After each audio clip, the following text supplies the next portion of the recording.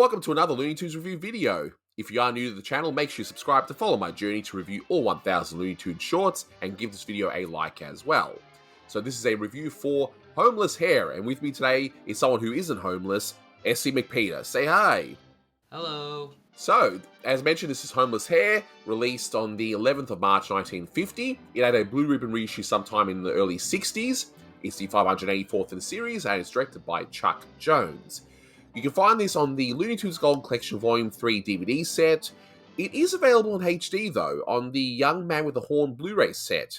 But in case you haven't seen the cartoon, it is under copyright, so I can't show you the full cartoon here on YouTube. But essentially, Bugs is having a hangover, apparently, from all that carrot juice, and his home is being dug up as part of a construction of a new, I'm assuming, apartments or maybe office buildings. We're not quite sure.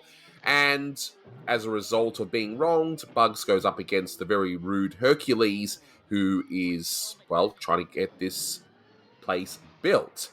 And of course, hilarity ensues.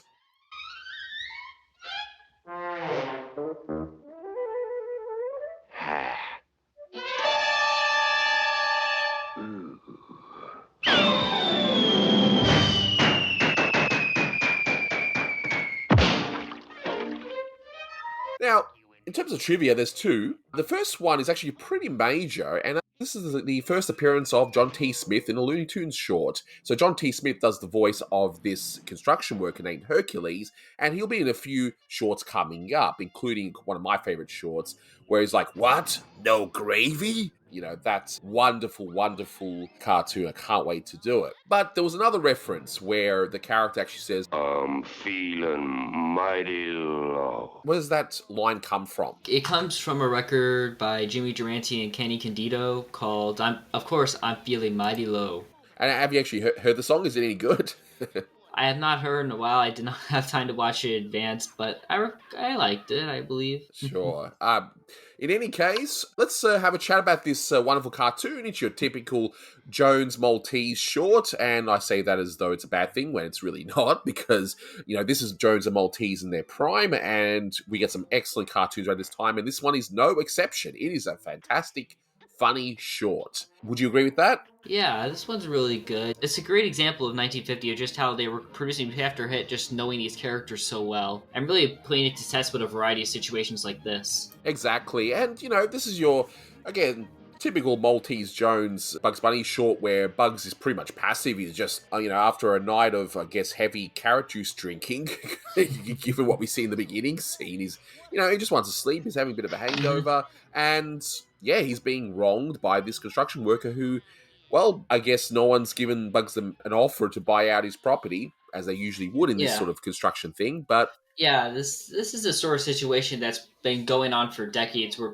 they've tried evicting people, they can't get rid of them in some cases, so they just have to build around them. This is one of those cases, of course. Exactly right. And with Bugs in this case, yeah, he's passive until provoked, and in this case, he's very much provoked. I mean, he's literally lost his home. So, you know, I mean, if that's not a good enough reason to stand up for yourself, I don't know what is, really. What about the Hercules character? I mean, I've already mentioned John T. Smith and the wonderful voice that comes along with the character. I think he's a great foil for Bugs. I mean, what do you think? For John's first character he plays, he really just gets in that great gruff, very strong. He's just great to provoke in some ways, where just he comes out very rough, but he has a bit of a soft spot that is easy to get back at. Yeah, I'd say so. And it's also good to hear someone other than Mel as well. So Mel can actually play with someone. Yeah, it was usually sort of like, it was more of like the wild guys, like, shall we say, McKimson was really the last from like the Avery Clampett group. He was sort of the last of that line, and it seemed that line was more used to gathering new talent and bringing new guys. And it seems that this was one of those times Jones decided to bring someone new, and John mostly did cartoons for Chuck Jones, I believe. If not all. Yeah, I think it was mainly Chuck Jones. But I'm sure as I go along watching all these in order, if I find another one, I'm sure, you know, I'll definitely let everyone know. I like this small guy that we see in this cartoon who is a perfect comparison to, I guess, to what Hercules is, where, you know, he's small, he's very nervous and all that, and got such a great design. I mean, we had a little bit of a theory as to who would have come up with that design. I mean, it's probably based on someone, but not someone that we Yeah. actually know. Most background characters don't usually have that distinct look of glass and stuff. He's obviously meant to look a little bit small and puny. I don't think it was someone in the studio because I feel like we would have known, but I think it's just someone Chuck may have just seen on the street in some shop and just thought, that guy makes for a good caricature. Yeah, that's probably what it is. Chuck himself noted in one of the later documentaries before he passed that he would like to, make observations on how people would look and that. And in one of the Charlie Dog shorts, there was a scene where there was like all these different caricatures of different people, including Mel Blanc. But so I think this is just part of that, where him, or even if not him, someone in the crew just thought, hey, I saw this person and I think he'll look great in this short. And yeah, it's a great compliment to what the Hercules character is, for sure. I also love Bugs' disguise as the boss at the time, like a typical pipe-smoking boss.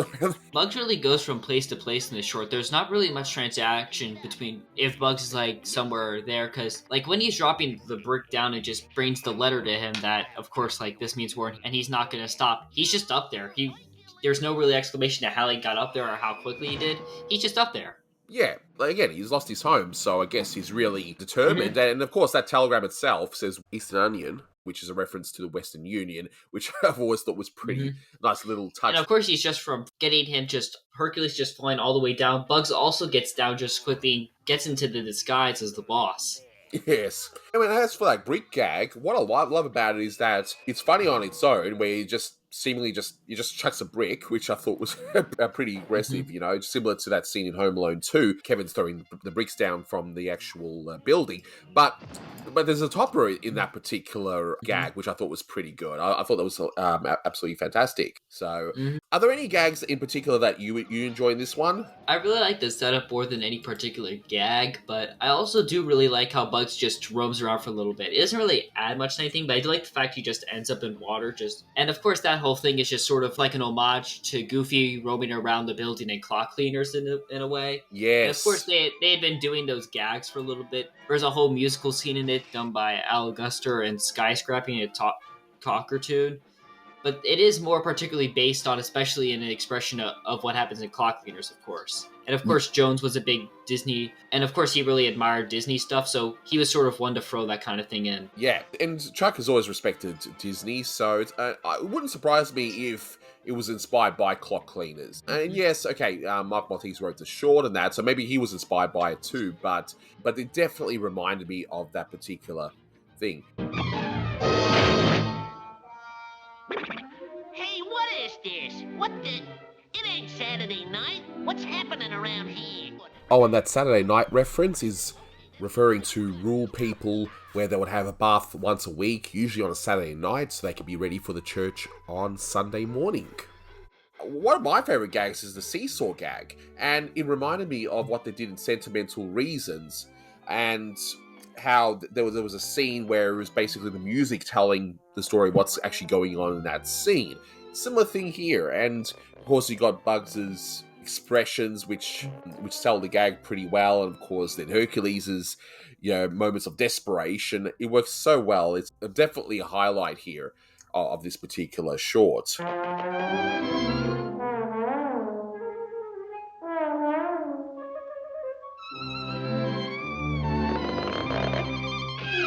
And also, unusually for a Chuck Jones short around this time, Bugs actually loses at one point. Like, Hercules actually gets a point because he actually knocks out Bugs at one point, which I was actually surprised. I thought, oh, okay. Usually when Bugs is going up against the antagonist, he usually wins the whole time in these shorts. But no, in this one, he actually loses that little bit. What did you think of that? I thought it was a little neat touch where Bugs is sort of put into like this little involuntary state where he doesn't really have much control of what's happening, of course, until he's in the water. And it is really unique just to see Bugs in that sort of situation because he's usually just put down a little bit but can immediately get back up.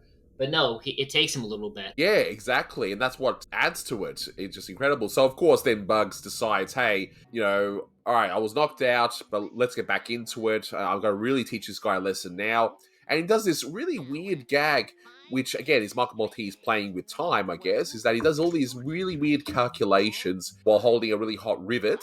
And after all that, he just ends up dropping down a pipe anyway, and it ends up finding its target pretty easily. And then we see, of course, our antagonists rightfully being crushed, not just for wronging Bugs for taking his home, but also for taking that poor little guy's lunch, you know. So, but also the ending reminds me of a certain situation. I don't know if it was around that time or if it's fairly recent, but it definitely brings to mind. I've seen it happen a few times recently, but it's something that's definitely gone back many years of just people fighting over keeping their property and people having to get around that. I've seen a case in China. I've seen a case in the city recently. People are definitely really protective of their property. So these things happen. Exactly. So there was the one apartment complex that was going to be built. They needed one more property. They refused to sell no matter what offers were thrown at him. He went to court. The developers lost. So they ended up having to redevelop the entire thing where they had the apartment complex and they left a little house. So the final scene here with Bugs's hole next to this apartment building, whatever it is, definitely reminded me of that, which I thought was a neat touch. And I wonder how much of that actually went along around this time with, I guess, urban expansion of the post-war years. So it'll be, if someone knows more about that, definitely let me know. And now you're going to hear from our good friend Luke Perkins, who will be giving some additional thoughts on this cartoon. Well, what do you know? I'm back after a few busy months from school. Did you miss me? Anyway, I want to talk about a particular thing in the 1950 classic, Home was Hare, directed by Chuck Jones. It's a great cartoon and another hit run from the 1950 year, which I think is one of the best years of Termite Terrace's cartoons. But one certain thing I want to talk about in this cartoon is how one of the animators of this cartoon, Emery Hawkins, stands out from the list of Chuck's animators in this cartoon. Even though Emery is not credited, as you will see in the opening, Emery did actually animate in this cartoon and you can see his style right away. Not to mention that if you're a Looney Tunes fan like me and if you're kind of able to pick up on some things, Emery's style pops up in a lot of other Looney Tunes shorts in the early 1950s. Sometimes his name will pop up in not just in Chuck's unit, but also in Friz Freeling's unit and Robert McKimson's unit too. But I think Emery's work stands out quite a lot in Chuck's cartoons, particularly in Homeless Hare. Emery animates around the first minute of the cartoon, particularly Bugs waking up from his slumber and meeting up with a construction worker, Hercules. Already, his animation stands out from the others, in which, while the other animators like Ken Harris and Ben Washam were doing more stylized motion with more angular posing, Emery took Chuck's character layouts and gave them a more fluid kind of motion a la Disney, which is kind of ironic since he was a Disney animator, while also retaining Chuck's comedic appeal. Emery also adds sort of some buck teeth to the character Hercules, and he animates Hercules with a subtle Disney quality, almost Freddie Moore-esque posing too. Like, look at Casey Jones from the Disney short The Brave Engineer from the same year, and you'll see what I mean. Also, look at Hercules' walk when he is reading the telegram. Emery animates that one too, but if you watch it in slow motion, Emery's head stays in the same with the side angle, but his body, when going along with the walk, has a bit more roundness and a bit more dimension with it, if that makes sense if you know what I'm talking about. But also, look at how someone like Ken Harris or Ben Washam would animate Hercules, and then how Emery Hawkins would animate Hercules. Emery's work stands out quite a lot even though he's not credited in this cartoon. I haven't been able to do some commentaries with you guys for a while, but I hope to be able to do some more because there are some great classics coming up, particularly from Chuck Jones, and I am kind of a Chuck Jones fan. But I want to talk about the ones that are particularly my favorites, and not certain ones like the Rabbit Season, Doug Season, because what else can you say about that? I hope to be able to talk about the others sometime. So that's pretty much it. So how would you rate this one? Definitely an 8 out of 10. Yeah, I'll give this one 8 out of 10. It's not Jones and Maltese's best, and the problem is they did so much good stuff. There's just stuff that isn't as good. Exactly, That's but just this one's so great. This one's fantastic. Yeah, there's the great, and then there's the really great. Exactly. So this one, yeah, you could do worse. I'll give it about an 8 myself, and yeah, if you guys haven't seen it, definitely give it a watch. But that'll definitely do it for this one. Thank you so much for watching, and until next time, take care. That's all, folks. Do I have to get tough?